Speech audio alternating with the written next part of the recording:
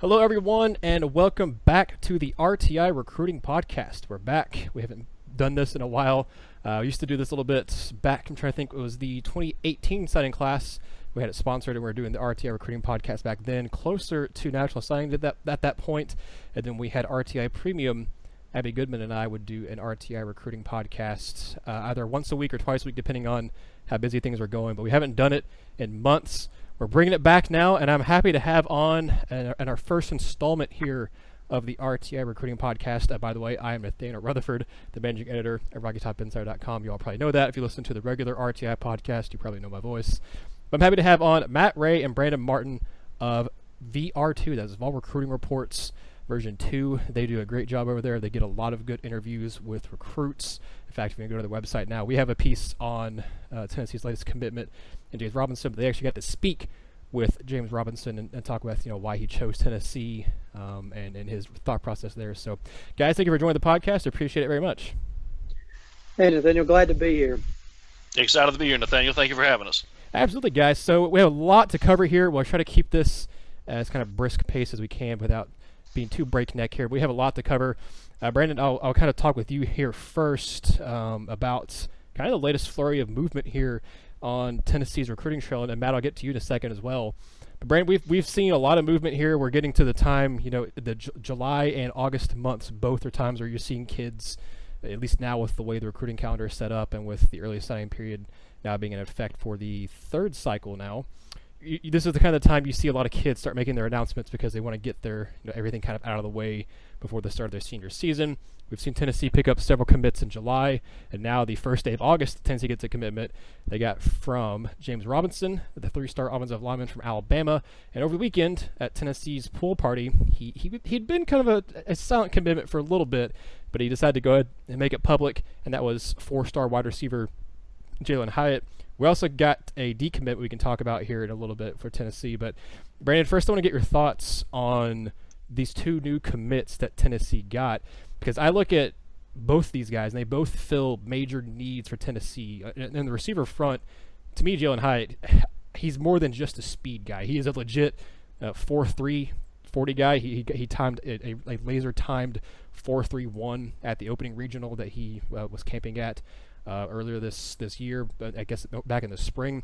But to me, I've watched his film, and he actually can run routes pretty well. He's obviously got some stuff he needs to work on, but he's a guy that doesn't just have straight line speed. He has a good quickness and wiggle to him where he can stop on a dime and change directions, and Tennessee doesn't really – they have some kind of fast guys on the roster, but they don't have a lot of guys who have that kind of agility and that kind of quickness and that kind of good lateral movement. And on James Robinson front, he's another beefy guy who, just like Javonte Spraggins, has a really big frame, and I like that he has a very, very physical nature to him. He also has really good bend for an offensive lineman, which is very important, and it's something that, it's one of those things that you kind of either have it or you don't. He does have it. He's a guy who impressed at a camp for Tennessee, got an offer, impressed at the camp over the summer again. He picked up a lot of camp offers. I think it has 6 SEC offers in total, 4 other Power 5 offers. I think both these guys fill some good needs for Tennessee in their 2020 class. Brandon, I'm curious to get your thoughts on it because I know I've seen you do some breakdowns of Tennessee's commitments on VR2, so I'm curious what you think of both these guys. I guess I'll start with Jalen Hyatt. Nathaniel, and I agree with you. I think he's an immediate impact player for Tennessee. This 2020 class is going to be really important for Tennessee in terms of wide receivers. You have Juwan Jennings graduating. You have Marquez Callaway graduating. You lose Tyler Bird. You lose Brandon Johnson. So there's going to be openings on this in this receiving corps for immediate playing time. Now, one of the guys who looks to factor into that's already on the roster will be Ramel Keaton. But once you go past him, and you've got Palmer for one more year, but beyond that, it is wide open. So Tennessee needs to bring in impact players and immediate impact players into this, and I think Jalen Hyatt fits that bill. Everybody gets caught up in the speed, the 4.3 speed. He can absolutely burn. He's an absolute blistering fast receiver. If you make a mistake in coverage and he gets a step behind you, you've probably given up a touchdown. But you hit on what I think the most important thing about him is what separates him is he's an outstanding route runner. Not just for a high school wide receiver, but he's an outstanding route runner, period. He's going to get to the University of Tennessee and be one of the better route runners they have on the roster the day he arrives. He runs an outstanding comeback route. One of the things I compared it to is if a pitcher's got a fastball and a changeup, Hyatt's fastball is that the threat of that speed on that go route and that deep route. The changeup is that 10, 12-yard comeback route, and he can just slam on the brakes, come back to the ball, and it may not seem as devastating, but that's a first down every time you need it. Teams have got to respect that speed. He's a very polished route runner for his size. He reminds me a lot of the David Cutcliffe wide receivers that Tennessee had in the mid '90s. Guys like Joey Kent, Marcus Nash, even Peerless Price to a bit. He has that build, kind of that skill set. Good route runner, kind of thin, rangy, tough. Gets himself open with his routes. Good hands when he gets the ball. He's got the speed to hurt you with it. I don't think it's an accident that T. Martin was one of the guys who really wanted him. T. Martin was one of the guys who that relationship brought him in, because I think he probably reminded T a lot of his receivers. If I had to give somebody an NFL comparison that I thought Hyatt reminded me of, he's got a very similar build and a very similar game to Marvin Harrison that played with the Colts for so long. At 6 feet tall, he's not huge, but he's not a small receiver either. He's got good size. He's a very slender frame. I think right now he's listed about 167 pounds. You probably want to get him up to 180, 185 to hold up in the SEC without giving up too much of his speed. But he has that mold. He gets himself open. He catches the ball well, catches with his hands away from his body, uses his routes to get open, uses that excellent speed, knows how to use the frame that he has. He's good at beating man coverage. He's great at beating zone coverage. He has a knack for hitting a little in route, a square in route, and just sitting down in zone coverage, finding that soft spot, plucking the ball out, continuing to move and getting upfield. He's got things to work on. I think ideally Tennessee would like to see him improve his vision. He's a good north-south receiver when he gets the ball, but I think the Vols would like to see him improve that vision, improve his field vision, because you talked about he's got that wiggle. He has the ability to make people miss, but on tape he doesn't quite as much as you would like to see him. I think they'd like to see him learn how to avoid defenders a little bit more, see more of the field. If he can do that with that speed, he should factor in early in the wide receiver battles. He's probably going to get a look returning kicks too. Again with that speed. Changing gears completely to Robinson. One of the jokes that I have made since Jeremy Pruitt took over at Tennessee is that I'm convinced that he wants to change the fight song from Rocky Top to the Jurassic Park theme, because when you look at the guys he's bringing in, he is bringing in some absolute monsters on both of these lines, and I love it. Robinson is playing right tackle for his high school right now, and I think in a pinch in the SEC he could probably swing to tackle if he had to. I think he could probably play tackle in some other leagues, but ideally in the SEC, he's going to excel at guard. This kid is a mauler. He is a road grader. He has a nasty streak when he plays, which is exactly what you want on a big interior lineman. One of the things you're going to see people talk to him about, one of the things Will Friend is going to hammer him about as soon as he gets on campus, is he got to get his pad level lower. But you see that with a lot of elite offensive linemen. When you're that big and you're that strong, you don't see that kind of athlete most of the time across from you in the high school ranks. You may see 1-2 guys a year in a lot of leagues that are going to be playing on the same level you are. Everybody else, you can just be bigger and stronger than them and throw them around. You don't necessarily have to have the technique.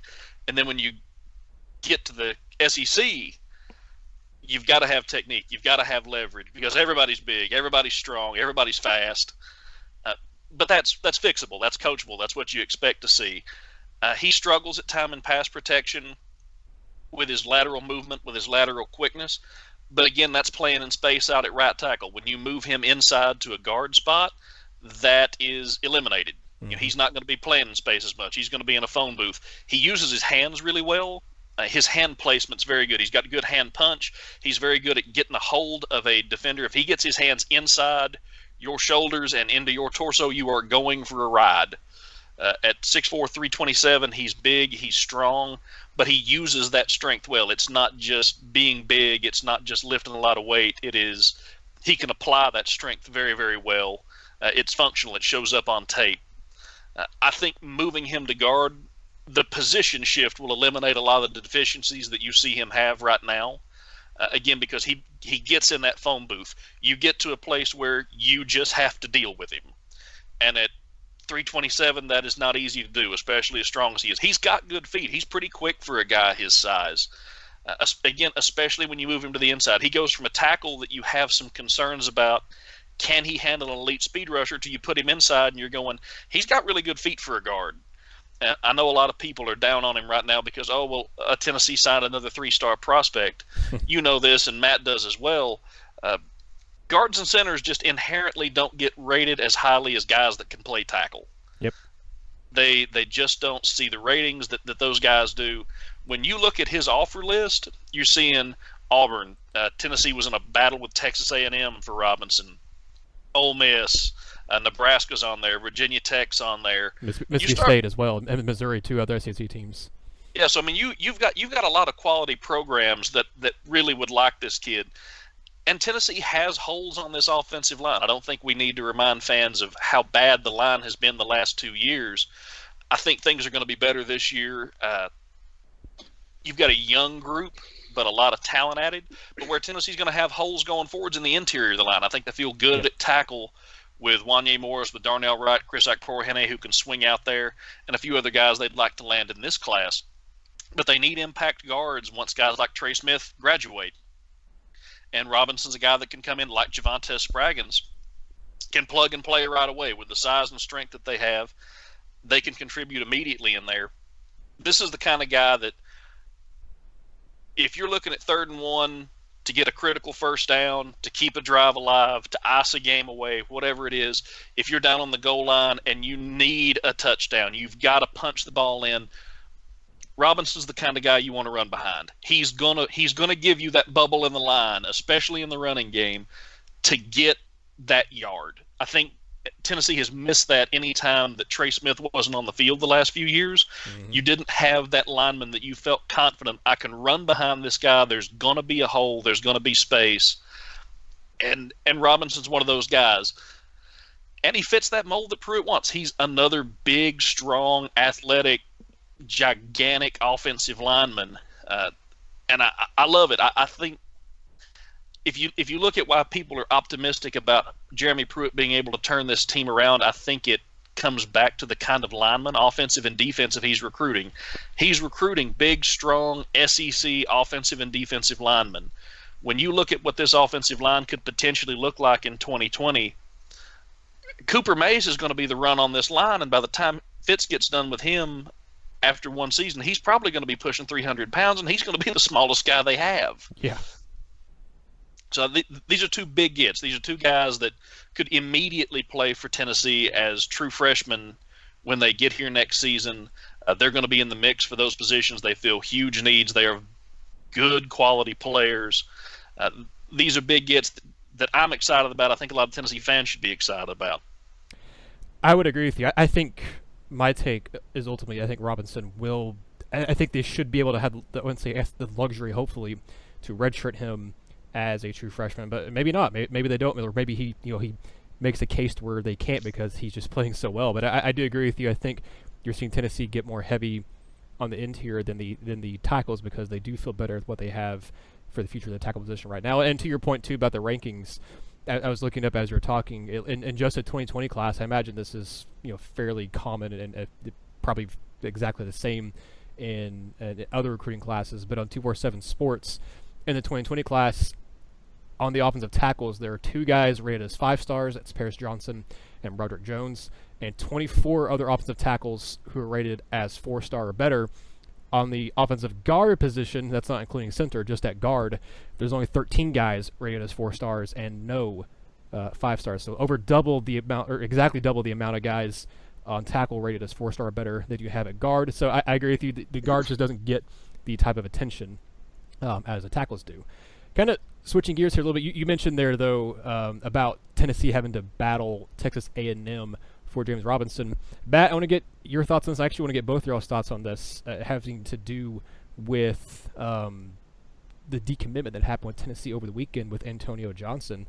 He goes and he visits Texas A&M, and then suddenly he realizes, hey, I'm gonna kind of reopen my recruitment here, and I think Tennessee still is a player for Antonio Johnson. I'm curious to get your thoughts on that too, because I do think that Tennessee still very much is right in the thick of things. I think he just realized, hey, I may have committed a little early. My recruitment's blowing up because he went into a camp with Alabama and got an offer from them as well after he'd already committed to Tennessee. Got an offer from Texas A&M when he went there and visited, or I think he already had one from them and then went and visited this past weekend as well. So I think Tennessee is a player, but Matt, get your thoughts on this too, and Brandon, you feel free to chime in after Matt's done. How it seems like Tennessee, this recruiting cycle specifically, last year it seemed like they're going to be against Auburn for a lot of guys, and Georgia to an extent too, but it seemed like really Tennessee was going to head-to-head with Auburn for a lot of kids last year, and South Carolina a little bit too. This recruiting cycle, it really seems like Texas A&M and surprisingly a little bit, Kentucky is actually one that Tennessee's going head-to-head with for a few guys, but Texas A&M, to me, is the one that I'm watching out for in this recruiting cycle for Tennessee. It's not just Antonio Johnson. You look at Haynes King. You look at Chris Morris. You look at really a lot of those West Tennessee guys. I think it's a lot to do with Daryl Dickey. No, not that Daryl Dickey, but a different Daryl Dickey who's on staff at A&M who has ties to Memphis. I think it's a lot to do with him. But Matt and then Brandon as well, what do you make of Texas A&M and Tennessee going head-to-head, and what do you make also of the Antonio Johnson situation? I think when you look at it, really, Nathaniel, Memphis is a hotbed for talent. Tennessee hasn't exceeded there, but they have got some guys in the past 5 years.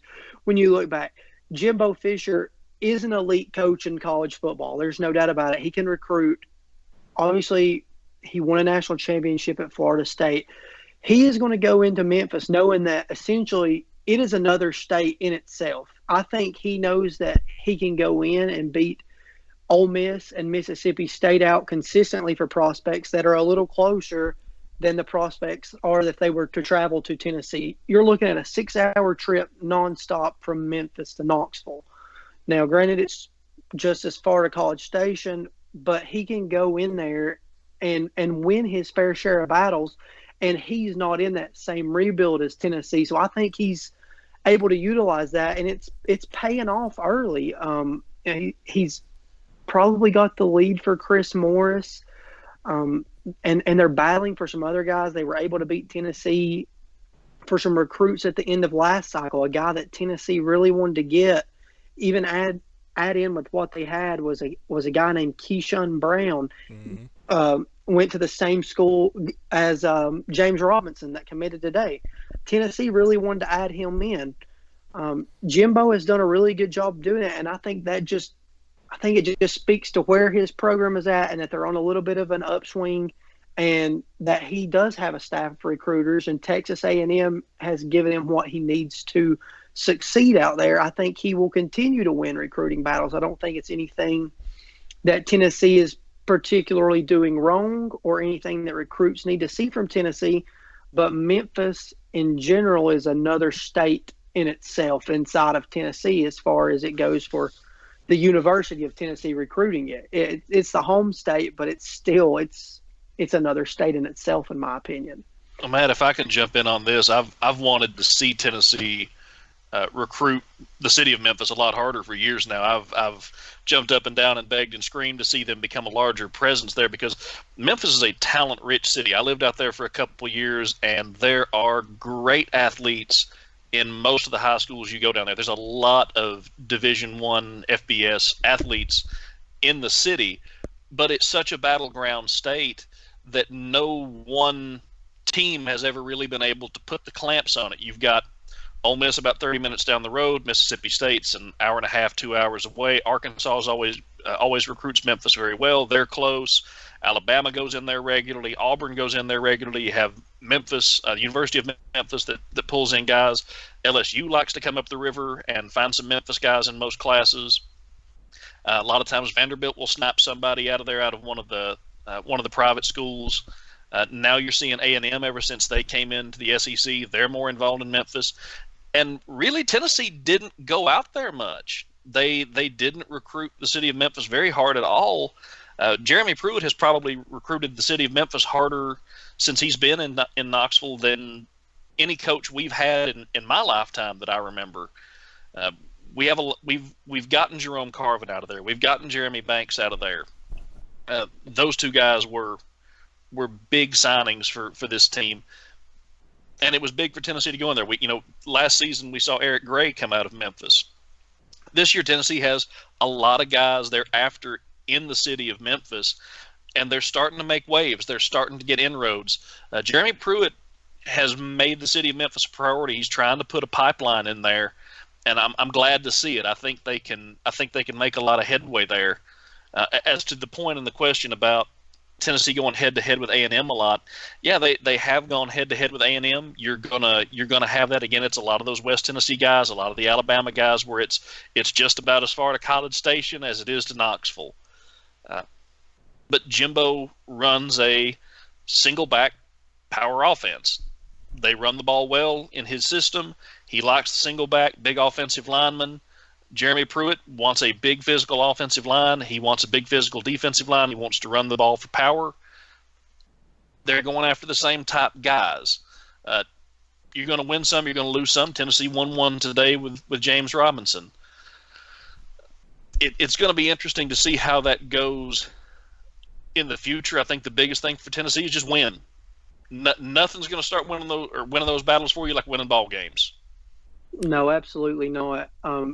To touch back on the Antonio Johnson question, started working the phone lines immediately after that because it didn't catch me by surprise. I had felt that was probably going to come at some point before his high school season started. Yep.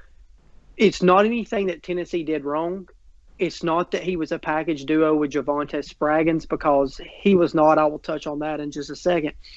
He committed to Tennessee about 2-3 hours after Javonte Spraggins did. I talked to them both the same night. He very sold on what Pruitt and Ansley did. He enjoyed his time. His family wasn't there. His family's been with him on his last couple of visits. And I think it was more of a thing where he's able to say, okay, I need to gear this back down. I made a quick decision.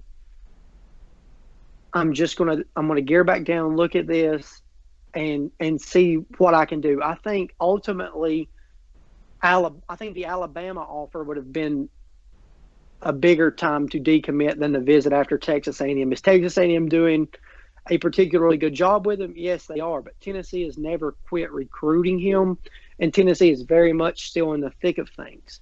I talked with Javonte Spraggins earlier in the day. He is very much locked in with Tennessee. They were never a duo. Mm-hmm. He says that he's blessed to be in the position that he's in. The whole story with him was he came up just traveling with a team for a 7-on-7 camp, and they saw him. They were able to work him out, and they offered, and he was already in love with the campus, and he committed. Tennessee's going to get him back on an official visit at some point, probably later in the cycle. I think he is locked in. Having him locked in is always going to at least keep Tennessee in the picture with Antonio Johnson. If you can get his family back out here for an official visit, I think anything can happen. Pruitt and Ansley are recruiting defensive backs at a very high click right now, and that's not going to change because of their history. So Antonio Johnson is still a realistic possibility for Tennessee in this class. Look, if you're a quality defensive back in the nation right now, if Jeremy Pruitt and Derek Ansley come knocking on your door and want you to play defensive back for them, you're going to listen.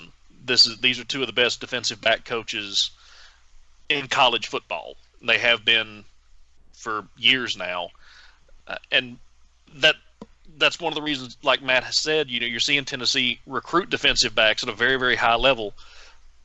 Ansley and Pruitt are why. That's why you're seeing Tennessee land these defensive backs, because they know what they're doing. They are outstanding defensive back coaches. They're outstanding at identifying that talent. And Tennessee's going to be in the picture with Antonio Johnson. Again, Matt alluded to it. Javonte Spraggins seems like he is a solid commit to Tennessee. If he's there, you're going to stay in the conversation. You know he's going to stay in his teammates' ear. I think Antonio backed off, realized the situation for his recruiting had changed, and is seeing how things have changed. Now, if you're Tennessee, would you love to have this top 100 talent who looks like he can do everything? Absolutely. This is a Tennessee team. You need talent. You want those kind of playmakers. You want them on your roster. But if Tennessee was going to lose a talented player to a decommitment at any position, safety is probably the one they could afford to do it at. Yes. You have Jalen McCullough, who's going to be a true freshman this year, who I fully expect to be a starter. I expect McCullough to start. They may prove me wrong, but I have had a chance to talk with him. I've watched his tape, and he has every single physical tool you could want in a safety on the field, and he is a natural-born leader and an outstanding young man and human being off of it. He's got everything you want as a safety. Trayvon Flowers is a very, very good safety. Oh, by the way, Nigel Warrior's still there. He's pretty good. Keyshawn Lawrence is in this class. Aaron Beasley is a 3-star player out of Georgia that I kind of feel Tennessee got him in the previous recruiting cycle, the 2019 class. Mm-hmm.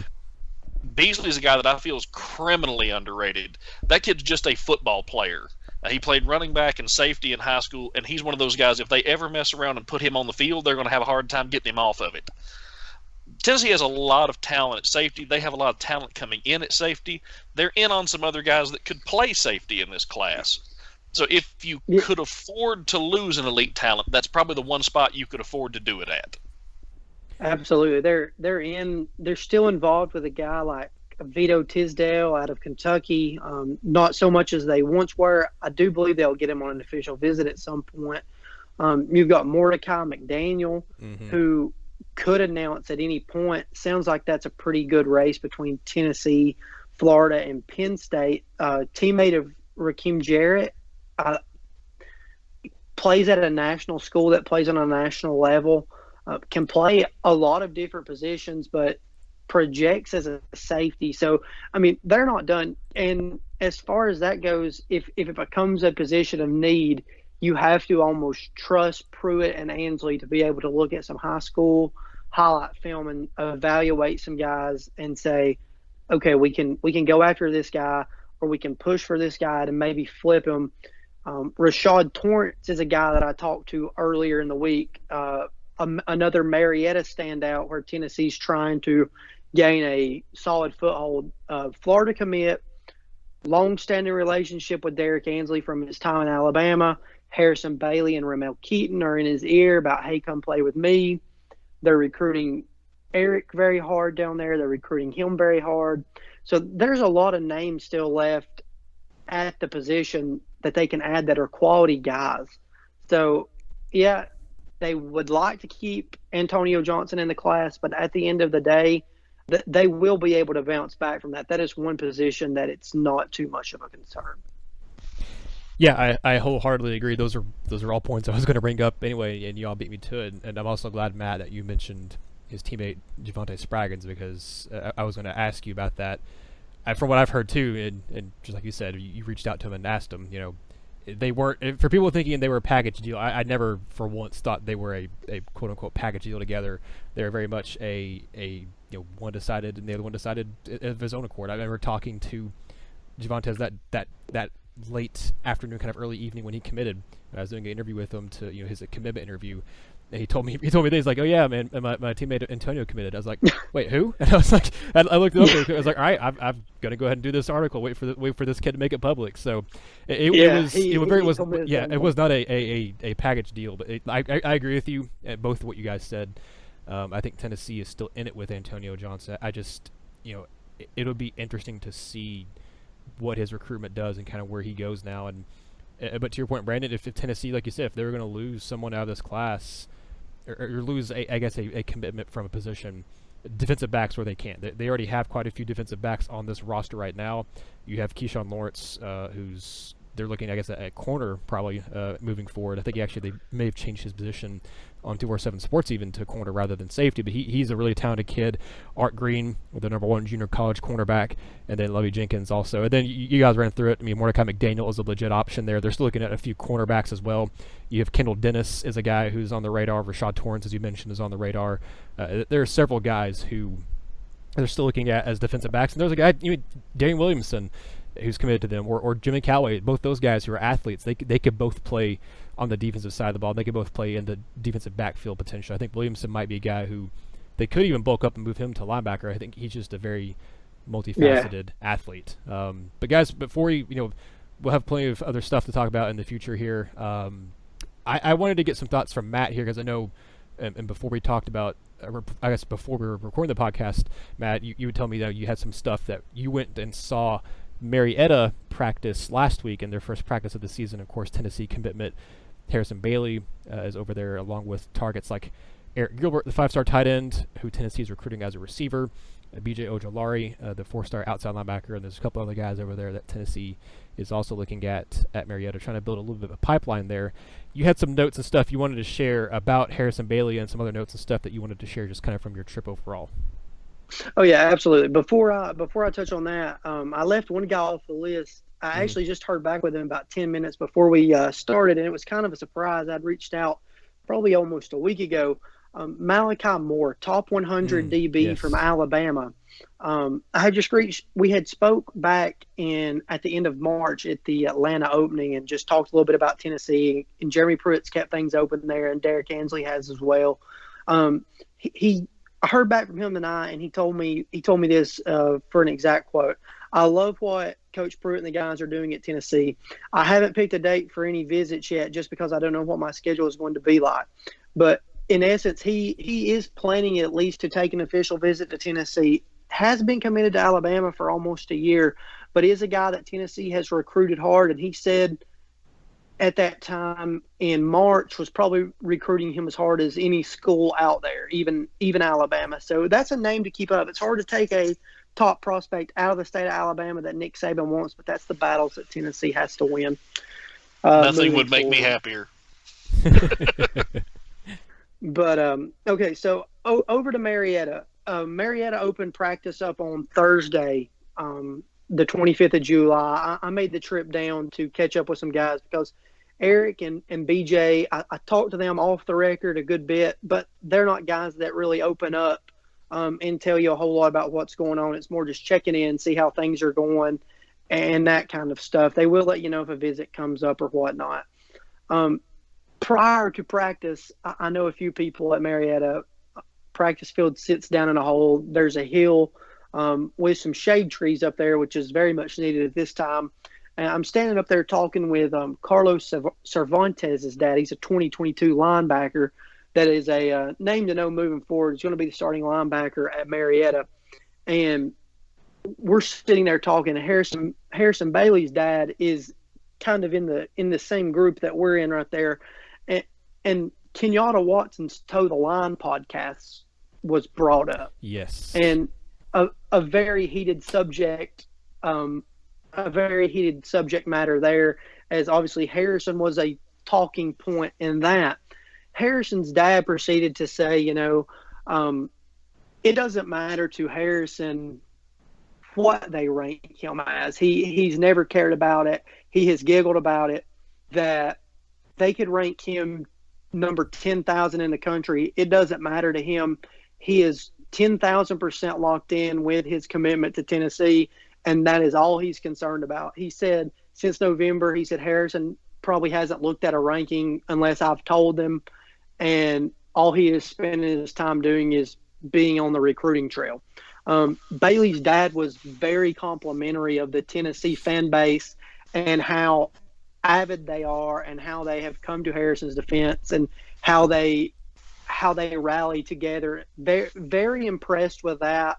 He was very adamant about how locked in Harrison was with his commitment to Tennessee. He said this stuff with me being there, having introduced myself to him again, knowing who I'm with and what I do. He said this again freely. He also discussed how there is a narrative that Harrison never wanted to play for Jim Chaney, so that's why he never wanted to play at Georgia. He debunked that very quickly by saying that Harrison just simply never wanted to play at Georgia. It had nothing to do with Jim Chaney, and when you look at it, it kind of makes sense. Georgia is a turnaround. It's a true pro-style offense. Jake Fromm throws it a little more, and they've had quarterbacks that have thrown it a little more. But Jim Chaney, in his natural element, is a guy that slings the ball all over the field, that puts a lot of weight on his quarterback's shoulders. And at Georgia, he was very limited in that role. He's still done a good job of calling plays, but at Tennessee in his prior stop, he utilized a lot of mismatches, was able to get the ball in his playmaker's hands, put a lot of weight on his quarterback to make big throws down the field. And for a guy like Harrison, that's what he's done his whole high school career. That's what he's done since he was in 8th grade. He has been the guy. He has had that weight on his shoulders forever, and he thrives under that pressure. So it made perfect sense with what his dad was saying that day. I found it very interesting that he did mention that Harrison had spoke with Kirby Smart the night before his commitment, and Georgia was still trying to get Harrison on campus at some point and slow the commitment process down. So I do believe, there has been times through the Haynes King recruitment that people thought Bailey was leaving, and he changed his Twitter. And, maybe Tennessee doesn't have the year that they should have this year, and so Bailey might leave. I believe firmly that Harrison Bailey is locked in to coming to Tennessee to be the guy, and I think that is the case even more so after hearing his dad tell a group of peers repeatedly the same thing. So I was very impressed with how his dad handled the entire ranking conversation, how he said Harrison's handled that, and then how he reiterated it to everybody else that, this is where we are going moving forward. It's Tennessee or bust for us, more or less. So that should be reassuring to a lot of fans that follow recruiting very avidly. Can we just take a minute and talk about, oh my goodness, I can't wait to get this kid on campus. I am like a kid on Christmas. Every time I hear something else about Bailey, he just seems like he gets it. He wants to play football. He wants to be on the field. And Matt alluded to it. In his time at Marietta, he's been the guy. He's had to be the guy. And they can rank him whatever they want to. I'm with Harrison. You can rank him whatever you want to. And I mean absolutely no disrespect to Haynes King. I think he is going to be a terrific quarterback. He's a very, very good player. But King is a kid who is a bit raw. He makes some plays with his feet. That definitely helps him. He adds another dimension when he does that. But if you're talking about who is most ready to come in right now, Harrison Bailey could start for a lot of teams in the SEC this year. Yeah. He's that good. He's taking snaps day one at Vanderbilt and probably Kentucky too. I know Terry Wilson's there, but he's probably taking snaps at Kentucky too. So like you said, he's taking snaps at Kentucky over Terry Wilson. I mean, yeah, he's big, he's strong, he has outstanding footwork for a high school quarterback. And we've talked about this among ourselves a bit. When you look at Haynes King, King definitely has a lot of talent. He's got a lot of ability. But when he's throwing to guys who are, for the most part, pretty open. They've beaten the corner, they've beaten the safety. It's a larger window. When you look at some of the throws that Harrison's making, he's throwing guys open. He's throwing darts into tiny windows 25 yards downfield, and he's beating safeties and he's beating corners with his arm. And a lot of times he's doing it when he's getting hit or he's having to move off his spot because he's had some talented skill position players around him, but his line has not been very good. Yep, I was going to say the exact same thing. Yep. I mean, his line has not been very good. He gets hit a lot, and he's still making these throws. I think one of the things that could be a problem for Harrison when he gets to Tennessee is going to be, we always talk about kids get to the next level and you have to get used to the speed of the game. You have to get used to, I can't make this throw anymore. The problem for Harrison's going to be, he's going to be 3 or 4 games in going, I can still make these throws. The problem's going to come in when you hit a Florida or an Alabama or a Georgia. Those are going to be the teams that push him to go, okay, I have to be a little more cautious with the ball. But it may take that far before his arm isn't able to make those throws, and that's as a freshman. And I'll say this, I'm a big big Jarrett Garantano fan. I think that kid has been dealt just about the worst hand humanly possible for a quarterback between different offensive coordinators, bad offensive coordinators, horrific offensive lines. Just nothing has gone right for this poor kid until he got Jim Chaney this year. That's the biggest boon he's had since he's been in Knoxville. And I do think if he has a good year this year, he's going to start as a senior. He's earned that. I think he's one of the leaders on this team. His play has earned that. But even if Garantano has a good year, I think Harrison's going to push him. He's that good. He's that good, and he's that talented. This is a special, special, special quarterback. And no disrespect to Haynes King, but I've always thought Bailey was the better of the two, especially for the situation that he'd be coming into and for what Tennessee runs. Yeah, I think. Go ahead. I'm sorry. I won't talk long here. I won't cut you off for just a second. You look at what Harrison Bailey did last year behind an offensive line that had their struggles. Plays against a team in Rome that is one of the best teams in the state of Georgia, one of the best defenses in the country, probably a top 10 defense in the nation. Lots of scoreboard up against them for 41 points in a losing effort. Goes to St. John's, which is where Mordecai McDaniel and Rakim Jarrett play. Has a solid outing against them. Plays a national schedule, comes back. First game back at home is against Grayson, where he's going against guys like Texas commit Kenyatta Watson, Ronald Tompkins at safety in the secondary, the Nebraska commit, with Owen Papo playing linebacker, Kevin Harris coming off the end, True Thompson on the defense front. You're talking about 6 guys that are going to D1 schools, or probably more. I want to say last year at one point I counted 7 guys on Grayson's defense that signed Division I letters of intent. And then you play Hillgrove, where you have Miles Murphy, number 5 prospect in the nation in this cycle, coming off the edge, with Jalen McCullough playing safety behind him. So Harrison Bailey has done a lot of this against some of the best talent in the country. So when you look at rankings and you see him continue to drop like during camp season, even though he's having great camp performances, is it that other guys? Is it that other guys are soaring? Is it that the rankings are this subjective? It's not a whole lot to put a lot of stock into, in my personal opinion.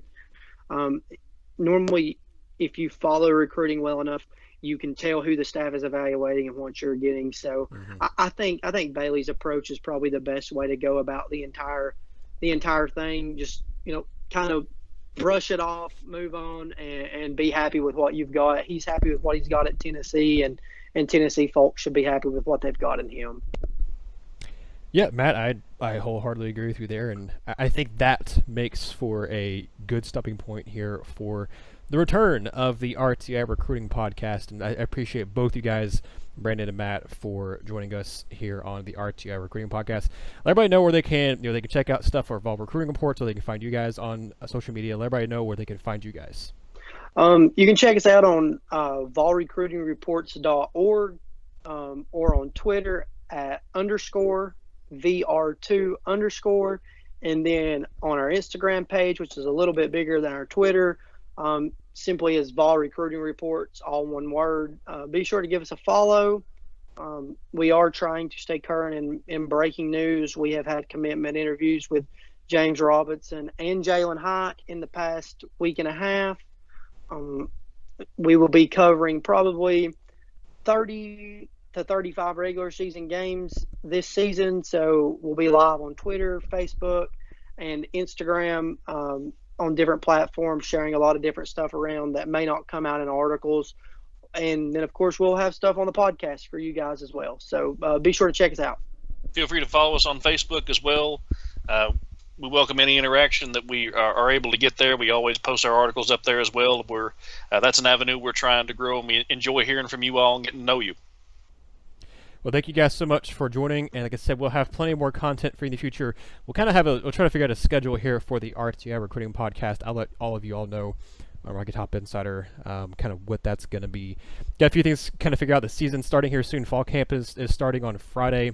This podcast may not come out until Friday. It might come out Thursday night. We'll kind of see how that goes. But we'll have a lot of stuff coming up, a lot of stuff for me personally going on here in the next couple weeks. So just got a lot going on with everything football related. Football is back. Tennessee plays football again here this month, guys. It's finally here. Football season has arrived. As we're recording this podcast, actually, I think there is an NFL exhibition game being played. So football's back. I appreciate Brandon and Matt for joining us here on the RTI Recruiting Podcast, and appreciate all of you for tuning in. Check us out, RockyTopInsider.com. If this is your first time listening to our podcast, we appreciate it. You can find us on Apple Podcast. If you have an Android device, we're on there as well. For whatever kind of podcasting app you use on your Android device, you can find us there. We have a YouTube channel. Just search Rocky Top Insider on YouTube. We're starting to put our podcast up there. We also have all the interviews of Tennessee's assistant coaches from the kind of big media day thing they had on Thursday with Pruitt, and then all the coordinators are speaking. So we have videos of that on our YouTube channel. And go to the website, RockyTopInsider.com. You can click on the podcast tab there, and you can listen to the podcast straight from that link or download it from there as well. Until next time, this has been another episode of the RTI Recruiting Podcast.